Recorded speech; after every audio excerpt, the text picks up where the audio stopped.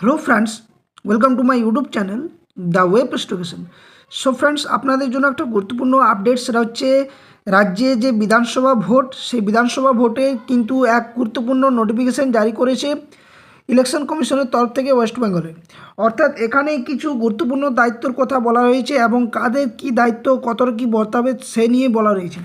যেখানে প্রথমত আমরা সকলে জানি এবং আপনারাও জানেন যে পশ্চিমবঙ্গে যে ভোট কর্মী সেটা কিন্তু অভাব রয়েছে এবং এর আগেও কিন্তু রাজ্য সরকারকে ইলেকশন কমিশনের তরফ থেকে যে ডিউটির দায়িত্ব যাদেরকে দেওয়া হয়েছিল তা নিয়ে কিন্তু সংশয় ছিল, কারণ অনেক ভোটকর্মীর অভাব রয়ে গেছে এই ভোট প্রক্রিয়া করানোর জন্য এবং এ নিয়ে চারদিকে কিন্তু একটা তোলপাড় সৃষ্টি হয়েছে এবং কি রাজ্য সরকারও সম্পূর্ণভাবে চাপে রয়েছে।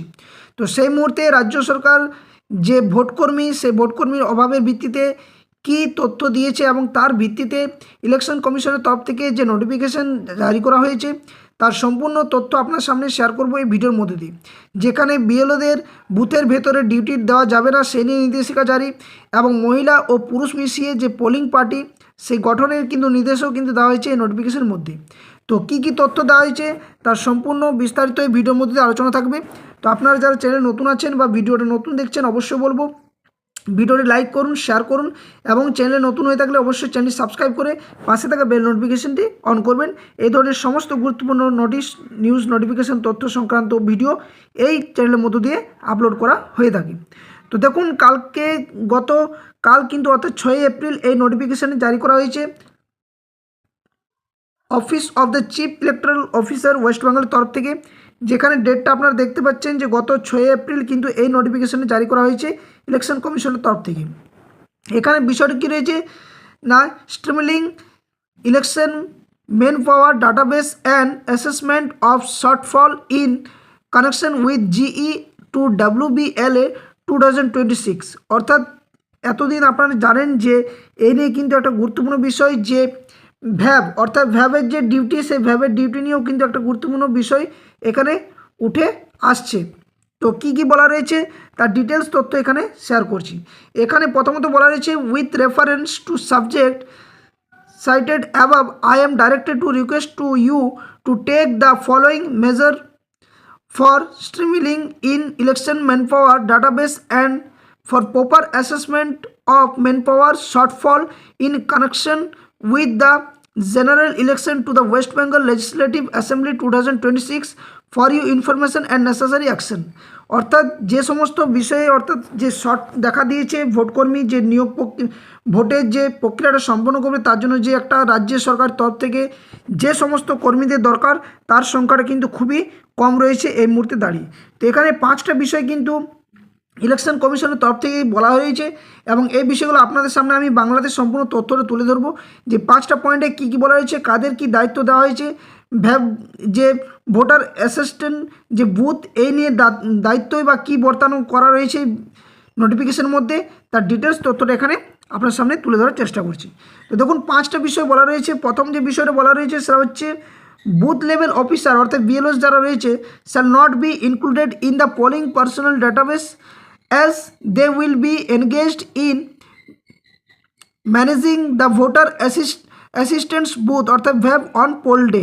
অর্থাৎ যে ভোটের ডিউটি সেদিনে কিন্তু বিএলওদের যে মূল দায়িত্ব সেটা হচ্ছে ভ্যাব হিসেবে থাকছে, ওটা ভোটার অ্যাসিস্ট্যান্ট বুথ হিসেবে তার দায়িত্বটা থাকছে। এই ভোটার অ্যাসিস্ট্যান্ট বুথ অর্থাৎ VAB shall be arranged to each polling station not at the polling station location level. অর্থাৎ যে ভোট গ্রহণ করা হবে সেই ভোট গ্রহণ যে কেন্দ্রের ভিতরে তা সেখানে কিন্তু তাদের কোনো দায়িত্বের কথা বলা হয়নি। নেক্সট বলা হয়েছে a lady central armed police forces personnel shall be provided with each polling party where any lady polling officer is deployed. অর্থাৎ যেখানে মহিলা ভোটকর্মীরা থাকবেন সেখানে কিন্তু অবশ্যই সেন্ট্রাল আর্ম পুলিশ ফোর্সের তরফ থেকে মহিলাদের ডিউটির কথাও বলা হয়েছে। নেক্সট তারপরে 4 নম্বর বলা হয়েছে while preference may be given to all women polling station district election officer অর্থাৎ DEOs may constitute mixed polling parties comprising both male and female polling personnel subject to ensuring adequate accommodation and proper security arrangement for the lady polling personal. অর্থাৎ এখানে বলা হয়েছে যেখানে mixed থাকছে অর্থাৎ পুরুষ এবং মহিলা যেখানে উভয় ব্যক্তিরা যারা ভোট কেন্দ্রে থাকবেন বা দায়িত্বে থাকবেন তাদের ক্ষেত্রেও কিন্তু এখানে যে লেডিদের ক্ষেত্রে কিন্তু লেডি পুলিশ অফিসার বা যে সেন্ট্রাল পুলিশ ফোর্স সেগুলোও কিন্তু থাকছে। নেক্সট 5 নম্বর বলা হয়েছে the presiding officer and the first polling officer shall be ড্রন from a balance mix of central government PSU employees and state government official teachers. অর্থাৎ এই সমস্ত কর্মীদেরও কিন্তু এখানে থাকবে বা থাকার কথা বলা হয়েছে। তো কী কী বলা হয়েছে 5টা পয়েন্ট আপনার সামনে একদম বাংলাতে তুলে ধরার চেষ্টা করছি। তো দেখুন, প্রথম যে পয়েন্টটা ছিল যে বুথ স্তরে আধিকারিকদের ভোটগ্রহণ কর্মী তালিকায় পোলিং পার্সোনাল যে ডাটাবেস তা অন্তর্ভুক্ত করা হবে না, যেটা আমি আগে বললাম, কারণ নির্বাচনের দিন তারা ভোটার সহায়তা বুথ অর্থাৎ ভ্যাব সেই পরিচালনার কাজে কিন্তু নিয়োজিত থাকবেন এই বিএলওরা। 2 নম্বর বলা হয়েছে প্রতিটি ভোটগ্রহণ কেন্দ্রে একটি করে ভোটার সহায়তা বুথ অর্থাৎ ভ্যাব এর ব্যবস্থা করতে হবে, কেবলমাত্র ভোটগ্রহণ কেন্দ্রের চত্বর বা পোলিং স্টেশন লোকেশনের স্তরে নয়। অর্থাৎ এখানে বলা হয়েছে পোলিং স্টেশনের লোকেশনের ভিতরে কিন্তু নয়, শুধু এটা তারা থাকবে প্রতিটি ভোটগ্রহণ কেন্দ্রের একটি ভোটার সহায়তা যে বুথ ভ্যাব সেই ভোট ভ্যাবের কাছাকাছি বা সেই জায়গাতে তাদের দায়িত্ব থাকবে।